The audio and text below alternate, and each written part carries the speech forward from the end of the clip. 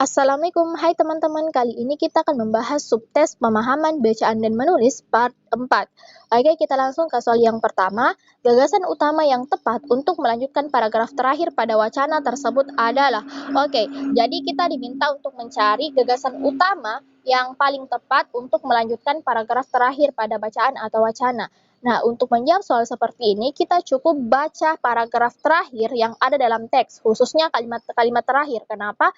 Karena gagasan utama setelah paragraf terakhir itu pasti akan berkaitan dengan apa yang dibahas di paragraf sebelumnya. Dalam hal ini adalah paragraf terakhir. Jadi cukup kita baca paragraf terakhir, khususnya kalimat-kalimat terakhir.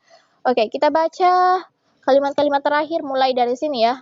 Pejabat asal Eritrea itu menerangkan dia titik-titik adanya peluang realistis untuk menangkal virus yang mulai berkembang di Wuhan. Kami bukannya tanpa pertahanan, kami akan menggunakan momen yang ada untuk menyerang balik dan memeranginya di segala penjuru, paparnya. Jika tidak, maka kami bisa mendapatkan kabar adanya lebih banyak kasus dan membayar harga yang sangat mahal. Lanjut Tedros kembali. Oke, nah kalimat-kalimat terakhir ini membahas terkait dengan akan melakukan perlawanan terhadap wabah virus corona. Otomatis gagasan utamanya pasti akan berkaitan dengan hal itu. Jadi kita bisa lihat nih, kalau kita lihat opsi-opsinya yang paling tepat adalah opsi yang C, yaitu upaya penyembuhan wabah coronavirus saat ini. Nah, opsi yang C ini tepat karena di kalimat-kalimat terakhir pada paragraf terakhir yang tadi kita baca itu membahas terkait dengan akan menangkal atau melawan virus corona. Otomatis hal itu juga pasti akan berkaitan dengan bagaimana upaya kita dalam penyembuhan wabah coronavirus saat ini. Jadi yang paling tepat adalah opsi yang C. Next, kita lanjut ke soal nomor 34. Perhatikan teks di atas. Hal yang perlu diperbaiki adalah kita analisis masing-masing opsi jawabannya. Ke opsi yang A, singkatan coronavirus disease atau COVID-19 seharusnya ditulis dengan bentuk COVID-19. Oke. Kalau kita lihat opsi yang A ini, mau itu ditulis seperti ini ataupun seperti ini, itu tidak ada masalah. Jadi tidak ada masalah walaupun kita tulis dengan huruf kapital semua atau juga bentuk seperti ini, itu tidak ada masalah. Jadi bukan opsi yang A.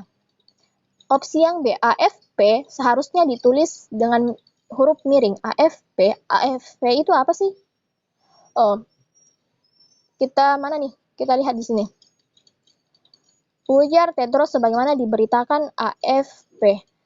AFP ini mungkin adalah nama sebuah berita atau stasiun televisi atau mungkin lembaga. Tapi yang pasti kalau ada seperti ini atau singkatan seperti ini itu tidak perlu ditulis miring.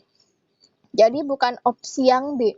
Opsi yang C, penulisan frasa peluang realistis seharusnya ditulis tanpa tanda kutip. Oke, kita lihat di sini. Ini ada di paragraf terakhir. Pejabat asal Eritrea itu menerangkan dia titik-titik adanya peluang realistis untuk menangkal virus yang mulai berkembang di Wuhan.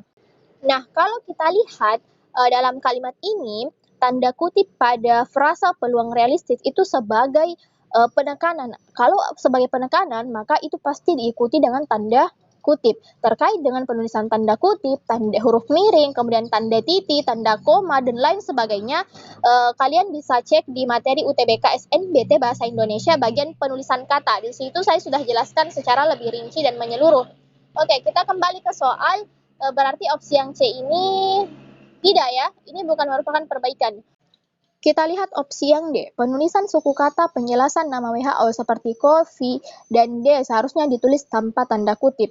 Nah, kita lihat COVID dan D ini merupakan penekanan atau menjelaskan kata per kata dari nama COVID-19 itu. Artinya kalau merupakan penekanan maka itu pasti harus diikuti oleh tanda kutip. Jadi ini penulisannya sudah sesuai. Tidak perlu dihilangkan tanda kutipnya karena ini merupakan kata penekanan. Berarti bukan opsi yang D. Otomatis kalau bukan opsi A, B, C, D, dan kalau bukan opsi A, B, C, dan D, maka yang paling tepat adalah opsi yang E. Kita lihat opsi yang E. Kutipan Tedros di kalimat terakhir seharusnya diakhiri setelah kata mahal dan sebelum tanda kutip dengan koma, bukan titik. Ini nih, yang dimaksud adalah ini nih. Tanda koma, bukan titik. Ya, ini betul. Kenapa? Karena ini kan merupakan pemaparan dari Tedros. Otomatis ini bukan tanda titik, tapi tanda koma. Nah, nanti tanda titiknya itu berada di akhir setelah kata kembali. Jadi, perlu perbaikan. Yang tadinya titik harus diganti dengan tanda koma. Jadi, yang paling tepat adalah opsi yang E. Next, kita lanjut ke soal nomor 35. Kata yang tepat untuk melengkapi bagian yang rumpang pada teks adalah. Oke, di sini ada 3 bagian rumpang. Kita ke bagian rumpang yang pertama. Pernyataan itu disampaikan Direktur Jenderal Tedros Adhanom Ghebreyesus kepada awak media dalam konferensi pers yang titik-titik di Jenewa, Swiss. Titik-titik di Jenewa, artinya ini sebuah lokasi konferensi pers yang diadakan di Jenewa, Swiss. Atau dilaksanakan, bukan diadakan, tapi dilaksanakan. Tapi pada intinya sama ya. Kalau kita lihat yang bisa itu adalah opsi yang C ini nih, dilaksanakan di Jenewa, Swiss. Coba kita lihat bagian rumpang yang kedua. Ini nih. Adapun momen penamaan itu terjadi di hari pertama konferensi sains internasional untuk titik-titik opsi vaksin guna menangkal COVID-19 untuk menerapkan opsi vaksin guna menangkal COVID-19. Jadi ini sesuai. Kita lihat opsi yang, ke kalimat rumpang yang ketiga. Pejabat asal Eritrea itu menerangkan dia titik-titik adanya peluang realistis untuk menangkal virus yang mulai berkembang di Wuhan. Ini bisa menerangkan dia yakin atau percaya adanya peluang realistis. Berarti ini juga tepat. Nah, jadi opsi yang paling tepat adalah opsi yang C. Next ke soal nomor 36. Oke, ini teks baru lagi, teksnya tidak terlalu panjang. Kita baca soalnya. Kalimat yang tidak efektif pada paragraf tersebut adalah, kalimat tidak efektif. Apa sih ciri-ciri kalimat tidak efektif dan apa sih ciri-ciri kalimat efektif? Nah, terkait dengan hal itu juga saya sudah jelaskan di materi UTBK SNBT bagian paragraf dan kalimat efektif. Kalian bisa cek di situ lengkap. Nah, untuk soal ini saya tidak perlu membahas secara lebih rinci terkait dengan apa itu kalimat efektif dan bagaimana ciri-cirinya. Langsung saja kita analisis masing-masing opsi jawabannya. Opsi yang A, kalimat 1. Kita baca, kasus korupsi masih mengisi jagat pemberitaan di Indonesia. Oke, ini tidak ada masalah. Opsi yang B, kita lihat kalimat kedua. Dalam beberapa bulan terakhir, sejumlah pejabat pemerintah tersandung dugaan korupsi. Oke, ini juga tidak ada masalah, berarti bukan opsi yang C. Bukan opsi yang B maksudnya, kita lanjut ke opsi yang C. Misalnya, mantan Menteri Sosial Juliari Batubara, mantan Menteri Kelautan dan Perikanan Edi Prabowo, dan Gubernur nonaktif Sulawesi Selatan Nurdin Abdullah.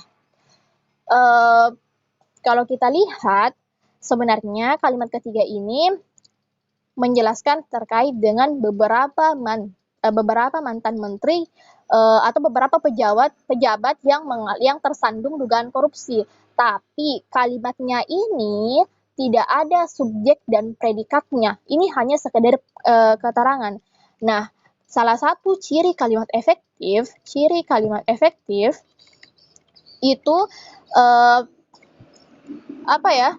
salah satu cirinya adalah itu kalimatnya harus mengandung subjek dan predikat. Apabila ada sebuah kalimat yang tidak mengandung subjek dan predikat, maka itu tidak efektif. Nah, kalimat ketiga ini tidak ada subjeknya dan tidak ada predikatnya. Ini hanya sekedar keterangan dari beberapa pejabat yang mengalami yang tersandung kasus korupsi. Jadi, kalimat yang tidak efektif adalah kalimat ketiga, opsi yang C. Tapi kita coba lihat opsi-opsi yang lainnya. Kita ke opsi yang D, kalimat 4.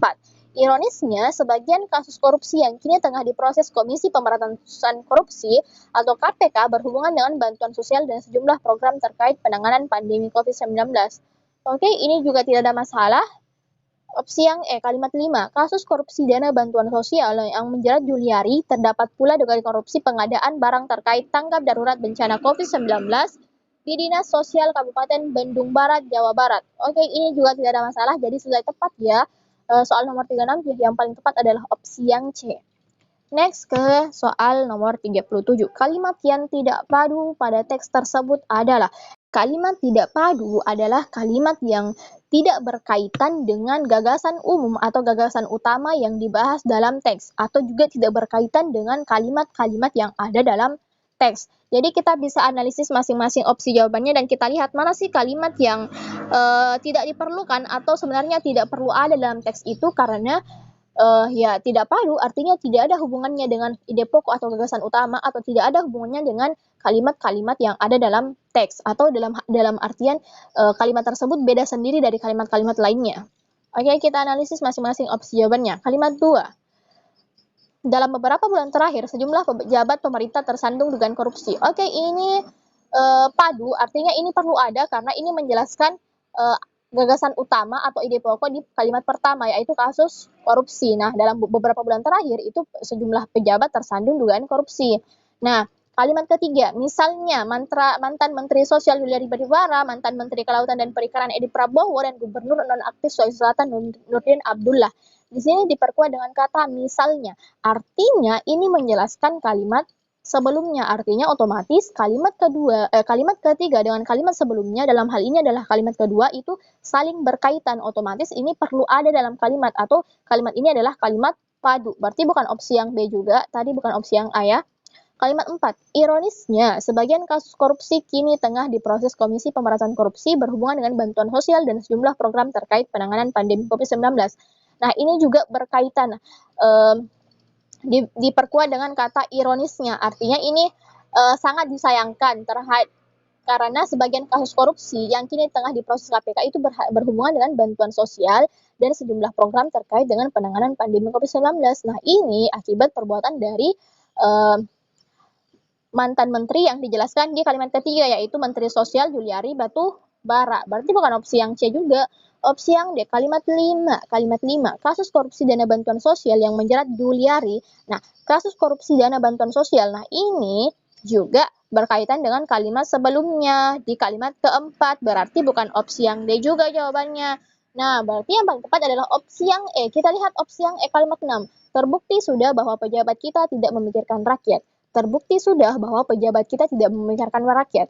Nah, sebenarnya ini berhubungan sih dengan kalimat-kalimat sebelumnya atau berhubungan dengan kalimat 5. Tapi ini tidak berhubungan secara langsung. Kenapa? Karena di kalimat 1, 2, 3, 4, 5 itu membahas terkait dengan dugaan kasus korupsi. Sedangkan kalimat 6 ini hanya menjelaskan terkait dengan terbukti bahwa pejabat kita tidak memikirkan rakyat. Oke lah, memang dengan banyaknya pejabat yang terjerat kasus korupsi, dapat kita lihat bahwa para pejabat itu sudah tidak memikirkan rakyat. Tapi dalam konteks kalimatnya ini tidak berhubungan secara langsung. Jadi kalimat yang tidak padu pada teks tersebut adalah kalimat 6. Dan sebenarnya tanpa kalimat 6, paragraf ini juga sudah komplit atau sudah lengkap karena dari kalimat 1 sampai kalimat 5 ini membahas terkait dengan dugaan kasus korupsi yang dilakukan oleh beberapa pejabat di Indonesia. Next, kita ke soal nomor 38. Judul yang tepat untuk bacaan di atas adalah, judul. Nah, judul atau topik dalam bacaan atau teks itu harus mencakup keseluruhan isi teks atau harus mencakup masing-masing inti dari setiap paragraf yang ada dalam teks atau bacaan. Jadi, untuk menjawab soal seperti ini, kita cukup cari inti pembahasan dalam setiap paragraf. Dalam hal ini adalah ide pokok di setiap paragraf. Nah, ide pokok itu biasanya terletak di awal paragraf atau di akhir paragraf. Jadi cukup kita baca kalimat pertama atau kalimat terakhir di setiap paragraf. Kita ke paragraf pertama, kalimat pertama.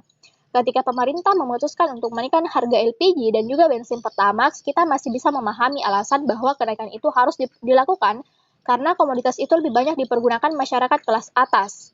Cukup ini adalah kalimat pertama. Kita lihat kalimat terakhir. Kalimat terakhirnya juga ini ya, namun. Ternyata hanya ada 2 kalimat di paragraf pertama ini. Tidak apa-apa, coba kita baca. Namun, ketika pemerintah menaikkan harga pupuk ZA dan SP36, pantaskah kita bertanya, apakah alasannya juga karena komoditas ini dipergunakan masyarakat kelas atas? Terus terang, kita bertanya-tanya, kemana sebetulnya arah keberpihakan petani ini? Setelah kita baca, kita ketahui bahwa paragraf pertama ini menjelaskan 2 hal yang sama-sama naik, tapi ada hal yang ditentang. Apa yang naik yaitu harga bensin, harga LPG dan juga harga Pertamax dan harga pupuk SA dan SP36. Namun ternyata kenaikan barang-barang tersebut itu ternyata ada yang ditentang, yaitu pupuk. Sedangkan LPG dan bensin itu dipahami bahwa itu dinaikkan karena lebih banyak dipergunakan masyarakat kelas atas. Namun ketika pemerintah menaikkan harga pupuk, apakah itu juga dipergunakan karena apakah itu dinaikkan karena dipergunakan oleh masyarakat kelas atas? Nah, dari sini kita bertanya-tanya, kemana sih sebetulnya arah keberpihakan petani? Oke, kita lanjut ke paragraf kedua. Kalimat pertama, kita paham bahwa keuangan negara ini sangat terbatas dan tidak mungkin lagi untuk memberikan subsidi. Tetapi apakah benar apabila kita kemudian sama sekali tidak mengenal subsidi lagi? Oke, cukup kita ke kalimat terakhir. Ada dua hal yang membuat petani akan merasa diperlakukan tidak adil. Pertama, kenaikan dilakukan mulai 1 Januari jauh dari masa panen tiba. Oke, setelah kita baca kalimat pertama dan kalimat terakhir paragraf 2, kita dapat simpulkan bahwa ini membahas terkait dengan perasaan petani yang merasa diperlakukan tidak adil karena pupuk jenis SA dan SP36 itu dinaikkan. Next, kita ke paragraf terakhir. Artinya, petani harus keluar modal yang lebih banyak terlebih dahulu sebelum memetik hasilnya. Oke, ini kalimat pertama, kita lihat kalimat terakhir. Dengan harga jual yang subsidi ditambah lagi dengan tidak membayar biaya masuk, jelas tidak mungkin sampai kapanpun produk petani kita akan mampu bersaing dengan produk impor. Nah, setelah kita baca paragraf pertama, kedua, dan ketiga dalam teks ini, kita bisa ambil kesimpulan bahwa teks ini membahas terkait dengan bagaimana keadaan para petani setelah kenaikan harga pupuk yang dinaikkan oleh pemerintah. Dan di sini kita tidak tahu apa sih sebenarnya alasan pemerintah menaikkan hal tersebut. Dan kita juga tidak tahu bagaimana sih komitmen pemerintah dalam menangani hal ini. Jadi otomatis judulnya pasti akan berkaitan dengan hal itu. Judulnya pasti akan berkaitan dengan pemerintah dan petani. Hanya itu ya. Berarti kita bisa analisis masing-masing opsi jawabannya. Opsi yang A, dampak kenaikan harga pupuk terhadap petani. Oke, ini bisa. Tapi ini tidak menjelaskan keseluruhan isi teks. Kenapa? Karena di sini ada dua hal yang saling menjadi pemeran utama, yaitu pemerintah dan petani. Jadi opsi yang A ini kurang tepat. Opsi yang B, komitmen pemerintah terhadap nasib petani. Nah, ini nih sesuai yang saya jelaskan tadi bahwa di teks ini membahas dua peran utama, yaitu pemerintah dan petani. Jadi yang paling tepat adalah opsi yang B. Next, kita ke soal selanjutnya. Kata seumur-umur artinya adalah, oke, kata seumur-umur ada di mana sih? Kita cari dulu kata seumur-umur. Nah, ini nih. Ada di paragraf pertengahan paragraf terakhir. Kita baca. Sepanjang kondisinya seperti itu berlangsung, tidak usah heran apabila petani seumur-umur akan menjadi kelompok yang tertinggal karena nilai tukar mereka akan terus menurun. Dan sesuai dengan konteks kalimatnya, kita bisa ambil kesimpulan bahwa seumur-umur itu artinya adalah selamanya. Jadi sepanjang kondisinya seperti itu berlangsung, tidak usah heran apabila petani selamanya akan menjadi kelompok yang tertinggal karena nilai tukar mereka akan terus menurun. Jadi yang paling tepat adalah opsi yang C. Next, ke soal selanjutnya. Petani gurem lawan katanya adalah petani gurem. Kita cari dulu. Ada di paragraf kedua, pertengahan paragraf kedua. Mereka umumnya bukanlah petani besar, tetapi petani gurem.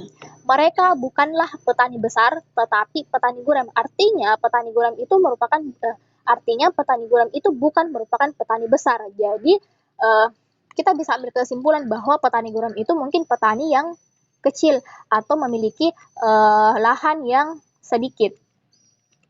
Nah, di sini dikatakan lawan katanya petani gurem. Nah, petani gurem kan adalah petani yang memiliki lahan yang sedikit.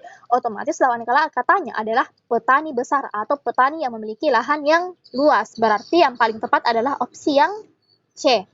Next, kita ke soal nomor 41. Sesuai dengan bacaan, produk petani tebu, kita tidak mampu bersaing dengan produk impor karena alasan-alasan di bawah ini kecuali. Oke, kita cari kata kuncinya yaitu impor. Impor, ini nih. Di paragraf terakhir, tapi coba kita baca dari awal-awalnya. Kita mulai dari kata sepanjang. Sepanjang kondisinya seperti itu berlangsung, tidak usah heran apabila petani seumur-umur akan menjadi kelompok yang tertinggal karena nilai tukar mereka akan terus menurun. Kedua adalah ketidakmampuan pemerintah untuk memperlakukan perdagangan yang adil atau fair trade. Bukan sekali dua kali terjadi penyelundupan gula dengan harga jual yang disubsidi ditambah lagi dengan tidak membayar biaya masuk, jelas tidak mungkin sampai kapanpun produk petani tidak akan mampu bersaing dengan produk impor. Oke, sudah kita baca teksnya, jadi langsung kita analisis masing-masing opsi jawabannya. Opsi yang A, produk impor tidak membayar biaya masuk. Ini ada di sini dikatakan, ditambah lagi dengan tidak membayar bea masuk. Artinya ini merupakan alasannya. Jadi bukan opsi yang A. Opsi yang B, produk impor dijual dengan subsidi. Produk impor dijual dengan subsidi. Ini nih, ada juga dengan harga jual yang disubsidi. Artinya ini juga merupakan alasan. Jadi jika merupakan alasan, maka bukan opsi yang B jawabannya. Karena kita diminta untuk mencari yang bukan alasannya atau kecuali. Opsi yang C, sering terjadi penyelundupan gula. Penyelundupan gula, apakah ini juga ada? Ini juga ada. Ini nih, bukan sekali dua kali terjadi penyelundupan gula. Artinya opsi yang C ini juga merupakan alasannya. Opsi yang D, pabrik gula beroperasi secara tidak efisien. Apakah ini ada dalam teks? Setelah kita baca tadi, ini tidak ada dijelaskan bahwa pabrik gula itu beroperasi secara tidak efisien. Berarti kemungkinan jawabannya adalah opsi yang D, tapi kita simpan dulu. Kita lihat opsi yang E, pemerintah tidak mampu memperlakukan perdagangan yang adil. Ini juga ada di sini nih. Kedua adalah ketidakmampuan pemerintah untuk memperlakukan perdagangan yang adil atau fair trade. Otomatis opsi yang E ini juga bukan jawabannya karena opsi yang E ini ada dalam teks atau merupakan alasannya. Jadi untuk soal nomor 1 yang paling tepat adalah opsi yang D karena opsi yang D tidak ada dijelaskan dalam teks atau bukan merupakan alasan kenapa produk petani tebu itu tidak dapat bersaing dengan produk impor. Next, kita ke soal yang terakhir, soal nomor 42. Pernyataan di bawah ini yang tidak benar adalah. Nah, tadi teksnya kita sudah baca walaupun tidak dibaca keseluruhan, tapi kita sudah temukan intinya lah. Langsung kita analisis masing-masing opsi jawabannya. Kita ke opsi yang A. Kenaikan harga pupuk harus dilakukan karena komoditas itu lebih banyak dipergunakan masyarakat kelas atas. Apakah komoditas pupuk itu lebih banyak dipergunakan masyarakat kelas atas? Ini tidak ya. Ini dijelaskan tadi di dalam teks bahwa justru harga pupuk itu lebih banyak digunakan kepada masyarakat yang kelas bawah. Dalam hal ini adalah petani, khususnya petani gurem. Nah, petani gurem kan artinya petani yang memiliki lahan yang tidak luas, dalam artian petani kecil. Jadi opsi yang A ini merupakan pernyataan yang tidak benar. Kemungkinan jawabannya adalah opsi yang A, tapi kita simpan dulu. Opsi yang B, pupuk jenis SP36 dan SA umumnya banyak dipakai oleh petani tebu dan hortikula. Nah, ini ada dijelaskan dalam teks di sini, di kalimat-kalimat tengah di paragraf kedua. Pupuk jenis SP36 dan SA umumnya banyak dipakai oleh petani tebu dan hortikula. Artinya opsi yang B ini adalah pernyataan yang benar. Kalau pernyataan yang benar, maka bukan opsi yang B jawabannya, karena kita diminta untuk mencari pernyataan yang tidak benar. Opsi yang C, mereka umumnya tergabung dalam Asosiasi Petani Tebu Rakyat Indonesia. Ini juga ada dijelaskan di paragraf 2, di sini mengatakan, luasan lahan yang mereka miliki sangatlah kecil, sehingga mereka umumnya tergabung dalam Asosiasi Petani Tebu Rakyat Indonesia. Berarti opsi yang C ini juga benar, artinya bukan jawabannya.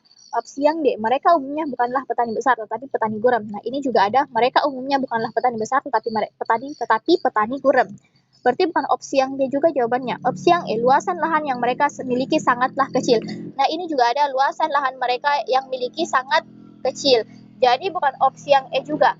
Nah, otomatis pernyataan yang tidak benar adalah opsi yang A, yaitu kenaikan harga pupuk harus dilakukan karena komoditas itu lebih banyak dipergunakan masyarakat kelas atas. Nah, ini tidak sesuai karena justru pupuk itu lebih banyak digunakan oleh masyarakat kelas bawah. Dalam hal ini adalah petani gurem atau petani yang memiliki lahan yang sangat kecil. Nah, ini merupakan soal terakhir. Jadi untuk soal-soal pemahaman bacaan dan menulis part 4 cukup sampai sini dulu dan sampai jumpa di pembahasan soal selanjutnya. Terima kasih.